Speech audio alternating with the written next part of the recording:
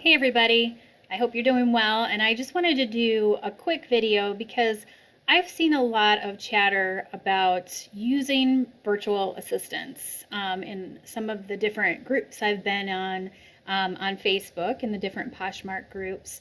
And so I thought we'd take a step back and just have a little bit more of a holistic view about why we use a resource like virtual assistants, why that's a good thing for us, and my own personal experience in using a virtual assistant as well. So again, if you know what I do for my day job, I'm all about process and I'm all about thinking about things from a very analytical and data kind of standpoint. So I thought I'd share some of that with you guys to help think about in your own businesses how to best leverage a virtual assistant. So really the first thing is, why do we even want to engage with somebody like a virtual assistant? And I would say that's a pretty easy answer. Time. So anybody who's been using the Poshmark app for any amount of time as a seller, you know that a really important piece of that is that you have to share your closet on a very regular basis. And I wouldn't recommend thinking about outsourcing something to a virtual assistant or really to anyone else as you're starting to get your feet wet and building your reselling business. So if you have, 50 items to share, that doesn't take that long to do, but you really have to start thinking about the math of how long you're spending sharing your closet, what that looks like from a time perspective when you start getting a lot of items in your closet. So I've mentioned in previous videos that my personal goal is to maintain 500 items in my closet, active listings at any given time. Now, I was doing my own sharing for a long time. And when I started getting to that 500 item mark, I found that I was spending at least an hour a day. If I was, just sharing specific items to the different parties, and then the last party of the night, of course, sharing all of my items, but trying to share my entire closet 3 times a day was taking at least an hour of time a day. And when you have a full-time job and you also have a family and other responsibilities, trying to find an hour a day just to sit there and click through something that's a very repetitive task feels like a lot of time lost. So at that point in time, I started thinking about, what's my time worth? Like, what's my hourly rate that I would think about, for that use of my time? And I pretty quickly figured out that's not an insignificant amount of time for me. And I couldn't always find an hour a day to be able to devote to sharing my closet. And I just had a lot of other things going on. So that's at the point where I started thinking about my time being pretty valuable, especially since it's something that I have to do every day if I want to continue to put my listings forward and making sure they're current and new in front of new buyers.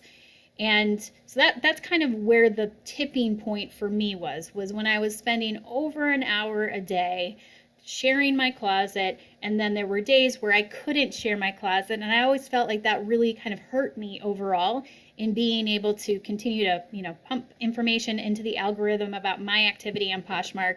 So I knew that could potentially help increase visibility for my closet and, increase sales. So taking a step back from that, start thinking about the sales process overall. Look, I drew a diagram for us to look at. So, if you think about the sales process, specifically on Posh, so we want to think about, how do we break down the tasks that we're doing to make our sales? There's, of course, the sourcing aspect. We have to have items to put in our closet. There's the listing process. So going through and taking your photos, getting your listing up, maintaining your inventory also becomes part of that list process. Then there's this engagement piece, and I'm going to come back to that one, but this is very specific to Posh, which is why it has the little stars all around it here. Then there, of course, is the selling component. So it could be through the different strategies that we look to sell our items. And finally, there's the fulfillment piece. So, packaging everything up, getting them shipped out to our buyers, making sure they get to the post office and all of those things. So if we think about the sales process like this, there's different components that fit within each of these that are tasks that we need to do to be able to accomplish each one of these boxes. So from a sourcing standpoint, That's, what are you doing in terms of getting new inventory? Are you going out to the bins? Are you going to Goodwill? Are you going to different consignment shops in your area?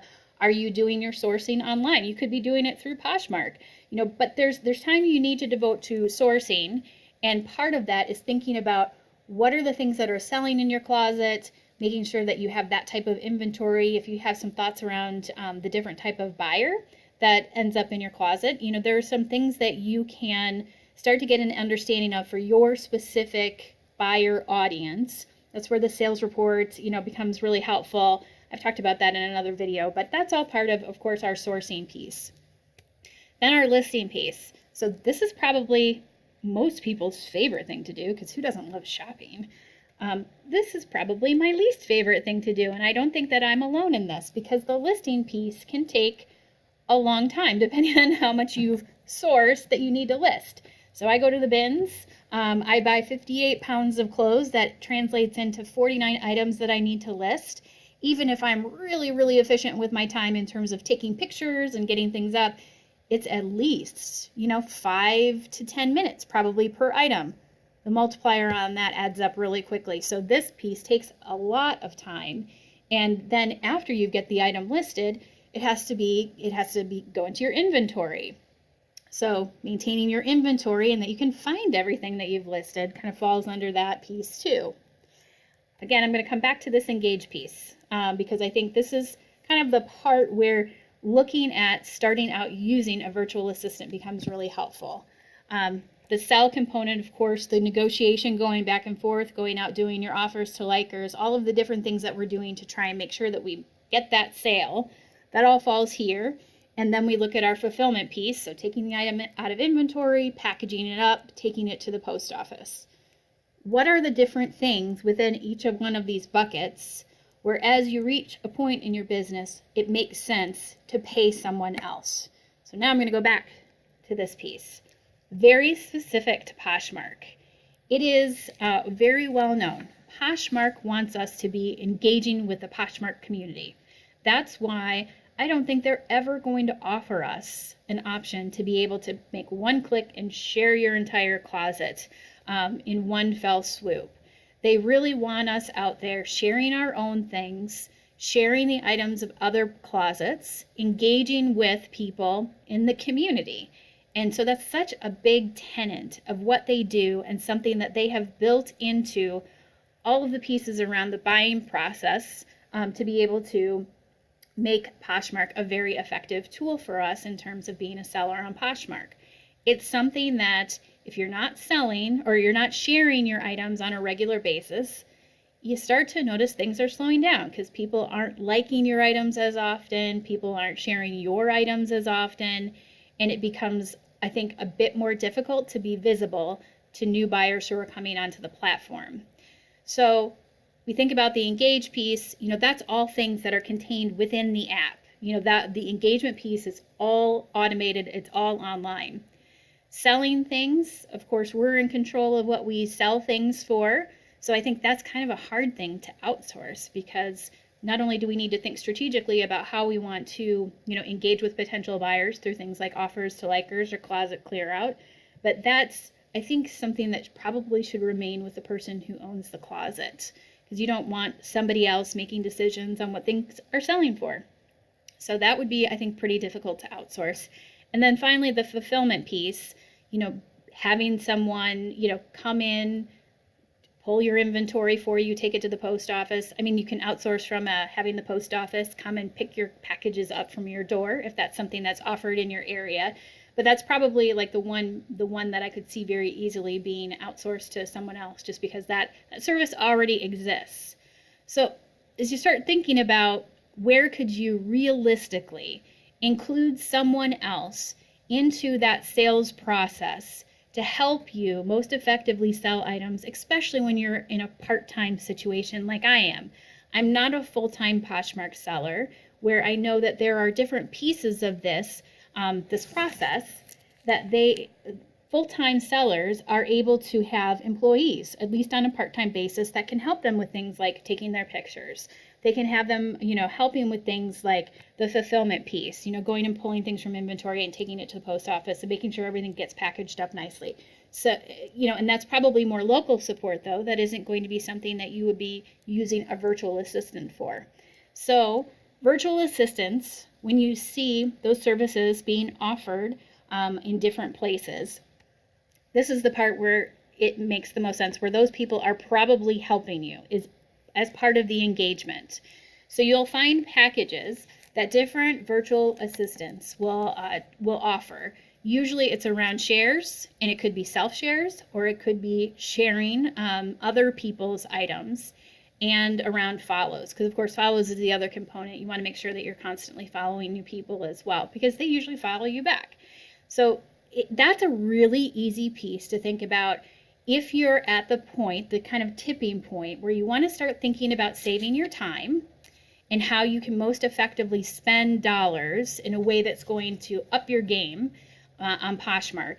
Then hiring a virtual assistant to help you with that engagement aspect is a pretty straightforward thing to do. And I think that's where you see most of the products and services being offered. It's usually around the sharing piece as well as the follows.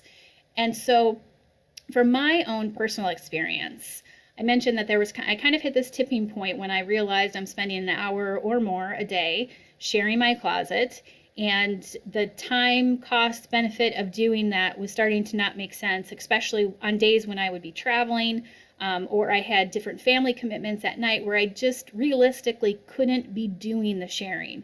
That's the tipping point for me. And let's see, so I started really kind of doing things around Poshmark to make money as a side hustle in September of 2018. I didn't look at hiring a VA until the June-July timeframe of this past year. So I needed to kind of get my sales up, get my inventory up, and have it make sense for me to be able to pay someone to help me and still make money on my side hustle. So you have to factor all of those different things in. And what I did is I hired a virtual assistant to, again, help me with my shares and my follows. That particular virtual assistant offers different package levels. And I started out just using the basic package level. I think it was like 1,000 shares a week. And they were offering a special where I could just try it out for a week. And I thought that was great because I wasn't into any kind of long-term commitment or anything like that. And I think it was like $25 or something like that for the week. So to me, my time, 7 hours of time across a week, was the cost of that for me is way more than $25. So I went ahead and tried out the service, and I found that it took just such stress off my shoulders. It was so fantastic that, of course, I was like, ding, ding, sign me up for a month.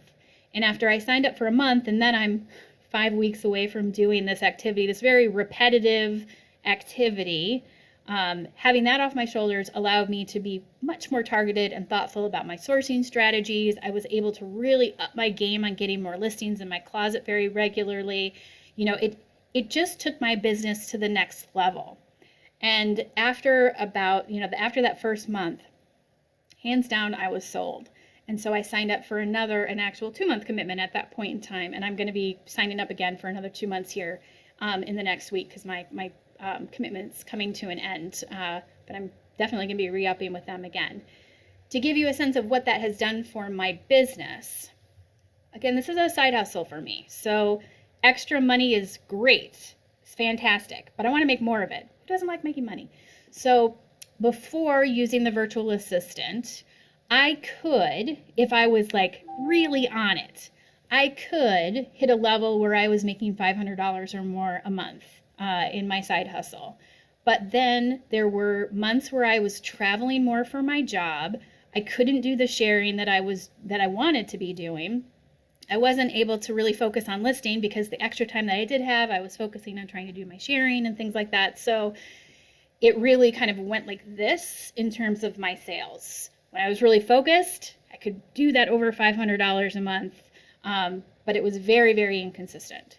As soon as I started using a virtual assistant, maintaining and exceeding that $500 level, which was the initial level per month that I set for myself, Now I started pushing towards being able to do, $800 to $1,000 a month on my side hustle. And I'm hitting the next level where I'm going to start exceeding even that level. And I hands down believe that is because I have freed up my time, that limited amount of time that I have every day, to really be able to focus on my Poshmark business. Since I outsourced that, I am way more focused on the sourcing and the listing. And so I've been listing more, which definitely has helped give me traction. I mean, it's not just one thing. There are multiple different variables that you have to think about that give you visibility within Poshmark.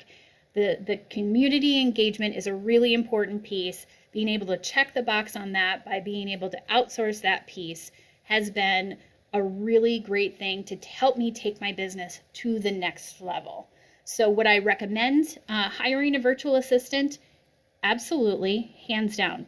But with the caveat, I wouldn't say it's something to do right away.